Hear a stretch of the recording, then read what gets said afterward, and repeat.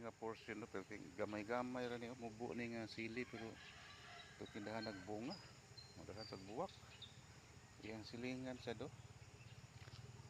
Di pa kayo sa blooming pero dahag bunga. Oh. Ang mga kwarta gid siguro tani sa moabot ng mga panahon. Ang lahotay lang ita. Oh, depo. Dahag bunga. Kani nagkulot maning dahon sa una naulian, gagmay lang gyapon pero dahag bunga. Pero iyang tapa do pero pinaghan nagbunga, oh, nanay hinog gid nagmay oh. Oh, nanay hinog. Oh. Nag-harvest pa ko gahapon. Hilaw pa man karon hinog naman. Abot punuan no.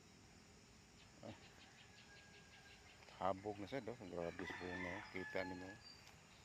Red Hot F1 ni ba nga variety. Tulo ka buwan na ni kapin.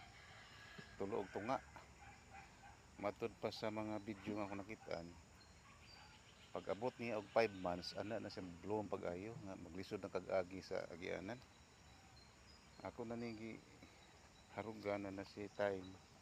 Kaya aron nga makaagi ko. Okay sili, kumbati mo diya ha. O na yung mga kani Bisaya ni nga variety oh. Ako ning gipulit kay namatay man niyang original. Pero nihabog na siya do. Oh, diya yung silingan nga hybrid, mubo siya pero dahag bunga. Oh. Okay.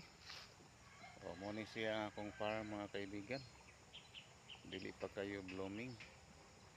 Di apoy batong dako nga nagatubang is kasadpan. Basig na ibulawan na ni. Oh. Mura magnawang og tao ni oh. Tanawan ninyo. Kisay mga treasure hunter diha.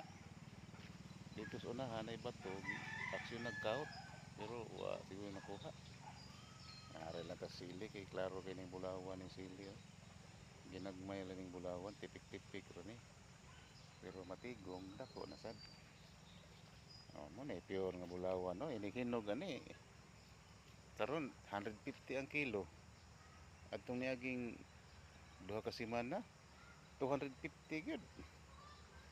Oh, atong December niabot kini 450.